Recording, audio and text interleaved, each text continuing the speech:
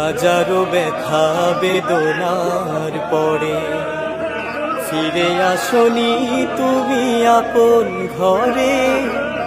দিনের আলো তুমি ছড়িয়ে দিতে চলে গেলে মদিনায় মক্কা ছেড়ে। হে রাসূল তোমাকে ভুলি আমি কেমন করে। হে রাসূল তোমাকে ভুলি আমি কেমন করে।